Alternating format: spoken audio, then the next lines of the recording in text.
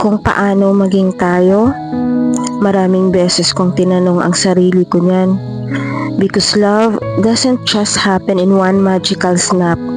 It grows, it struggles, it survives. Hindi lang siya tungkol sa pagkikita, kundi sa pagpili araw-araw.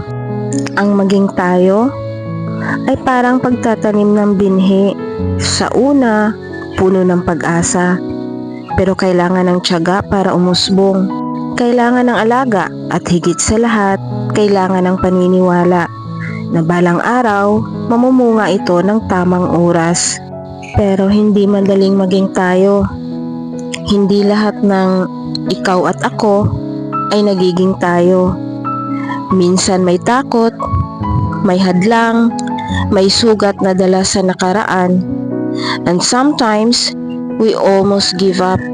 But still, love whisper, try again. Ang maging tayo ay hindi lang tungkol sa saya. It's about staying even when it's hard.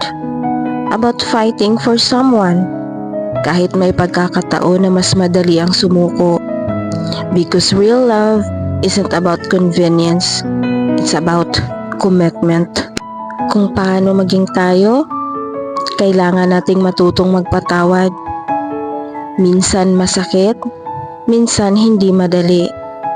But forgiveness is a bridge between breaking and healing.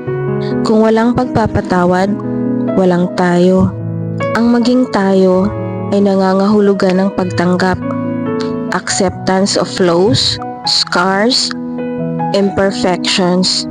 Hindi tayo perpekto at hindi kailanman magiging perpekto.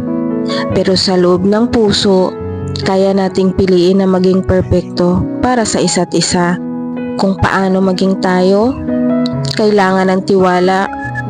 Trust that even when you're apart, your love will still remain. Trust that when the world tries to shake you, you'll hold each other tighter instead of letting go. Ang maging tayo ay hindi lang tungkol sa kilig. It's about waking up beside the same person kahit minsan hindi na kasing saya ng una. It's about choosing to stay in the ordinary because even the ordinary feels special with the right one. Kung paano maging tayo, ito'y tungkol sa pagpili. Hindi lang isang beses, kundi araw-araw.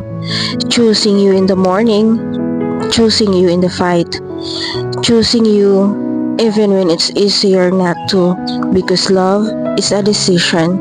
At kung paano maging tayo, it's when you and me turns into us.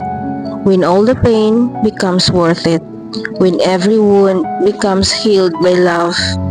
Maging tayo ay hindi madali, pero kung tayo talaga, walang imposible.